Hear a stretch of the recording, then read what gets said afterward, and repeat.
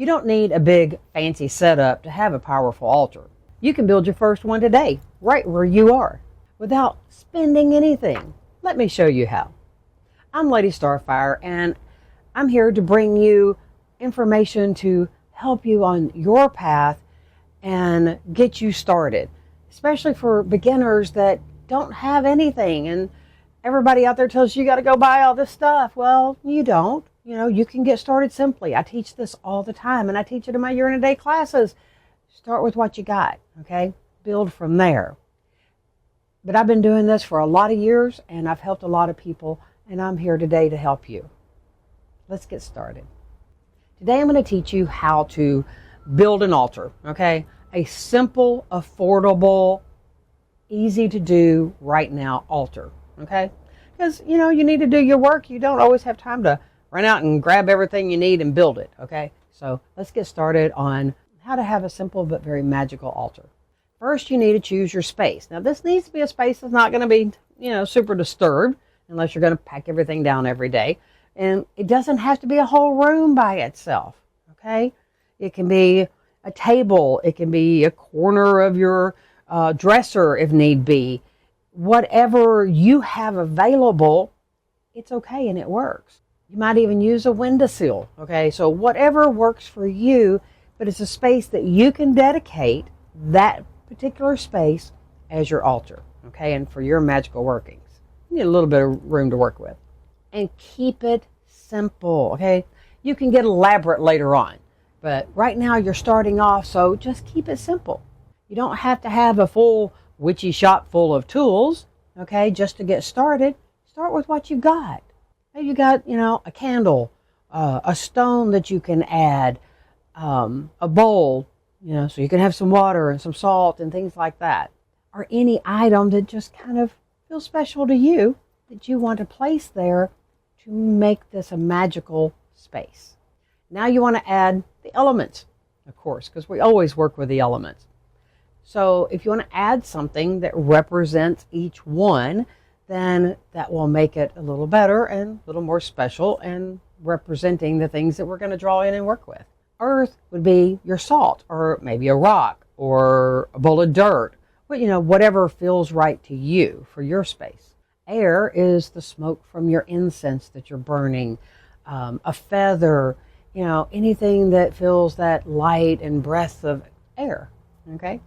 Fire, of course, is your candle. It can also be the fire that is creating the smoke of the incense, okay? So all of these things work together and you figure out what works for you, okay? And water, that's pretty simple. You're going to need a little bowl of water to represent water. But remember, all of these things are optional, okay? Because this is your altar and you set it up the way that it feels best for you. You know, you may just want to put symbols of the elements down, you know, and try to make sure they face the right directions or pointing to the right directions if you're going to do that, though. And don't forget to include something personal, okay? This is your altar after all. This will help to anchor your energy to your altar.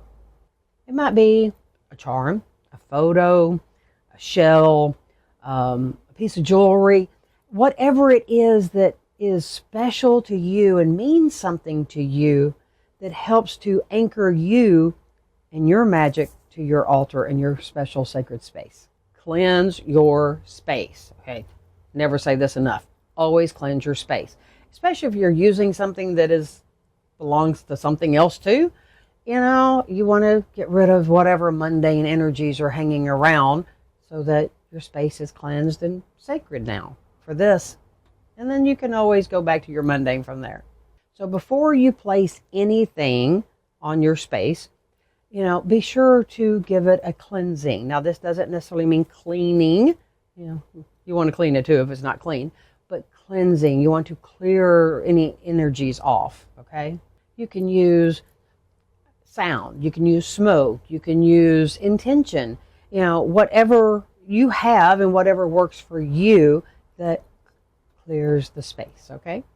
Just remember, you are preparing a sacred space, so your intention matters the most. Now, we're going to set your intention, all right? Remember, intention is 90% of everything. Your altar should reflect your purpose. So if it's not just a regular working altar, if you're going to be doing a money thing or a healing thing or whatever, be sure that, the way you're setting it up reflects that, okay? Are you using it for, meditation, communing with a deity, spell work, whatever it is, make sure that it is set up accordingly. Now say your intention aloud and place your items accordingly so that they go along with what you're planning on using your altar for. Now let it evolve. This is one of the best parts because your altar is a living reflection of you. You should see mine, the things I have gathered over the years, and it just keeps growing because it's mine, it's me, okay, and it makes it mine. Your altar will grow with you over different times and as you gather things and you learn more and you change it with the seasons or the moon phases or whatever, and depending on what you're doing, the things you're going to add, okay? It steadily becomes more and more you, and it's the you as you grow. And remember, there's never a final step, okay? It's never done, It's just this until the next step comes along because it's ever growing just like you. If you want to learn all about creating your perfect altars, consecrating your tools, just building a whole foundation for your magic, come join my Year in a Day classes. It's my first year classes that help you build your foundation for your magical life, okay? You can find it inside School, that's SKOOL, and that's a downloadable platform. And it's called Sacred Legacy Builders Community. And in there you will find my classes.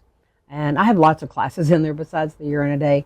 But these, will help you build that foundation and move you from a neophyte to a first degree priest or priestess, if this is what you want in your life, okay? And you will learn so much and all the things that you need. And I also just created an app. It's called Sacred Legacy Portal, and it's a web-based app, and that's what you go to is sacredlegacyportal.com, and you can download it, once you get there to your phone or your computer, and you will find a wealth of information in there for you. I've spent a lot of time building this to help everyone, okay? So I hope to see you in the community and hope to see you in the app. And if you need me or you have questions or you're unsure how to get to anything, leave me a comment down below. While you're at it, if you haven't already, click all the buttons for me because they really do help me to, help other people. And don't forget to share my videos because I'm sure there's somebody out there that could use it, okay? So, and don't forget, there are more videos that pop up here somewhere. And so there's a whole playlist just for this series. So if you've missed the first ones, then go back and, click on that and you can go back and watch the rest of them in the series, okay? So I hope you enjoy this, and I will probably be putting together an ebook to go along with this as well. So until the next video, have a wonderful and blessed day and enjoy your magic, okay? And blessed be.